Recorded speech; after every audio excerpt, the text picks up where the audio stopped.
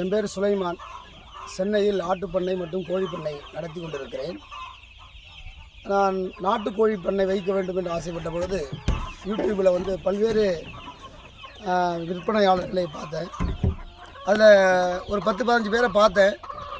நான் திருச்செங்கோட்டை சேர்ந்த தினேஷ் என்பவர் தமிழன் விவசாயம் என்ற யூடியூப்பில் பார்க்கும்போது ஒரு நம்பகத்தன்மையோடு பல்வேறு தகவல்களை பதிவு செய்திருந்தார். உதாரணமாக பைபேக் கான்செப்ட், அதாவது குஞ்சு கொடுப்பார், கோழி குஞ்சு கொடுப்பார்.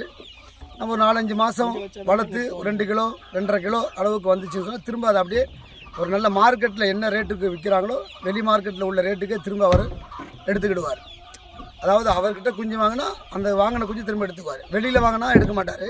அவரிடம் வாங்கினா அவர் வாங்கிக்கலாம், திரும்ப குஞ்சு கொடுப்பார். குஞ்சு போக மீதி காசு எல்லாம் அவர் உடனே கையில் கொடுத்துட்றாரு. அந்தளவுக்கு ஒரு நேர்மையாக சொன்னதை சொன்னபடி நேர்மையாக செய்தார் என்பதை நான் முதல் முறை எடுத்திருக்கின்ற போது அனுபவித்திருக்கிறேன். அடுத்தடுத்து நான் இன்னும் மீண்டும் நமக்கு 2வது பேட்சாக எனக்கு ஒரு 850 குஞ்சுகளை கொடுத்திருக்கிறார். அதை வளர்த்து அதை மீண்டும் அவரிடம் அதை விற்பனை செய்கின்ற போது அடுத்தடுத்து அவர் எப்படி நடந்து கொள்கிறார் என்பது அடுத்தடுத்த வீடியோவில் பார்க்கலாம். இதுவரை நான் பார்த்தவரை அவர் சொன்னதை செய்திருக்கிறார்.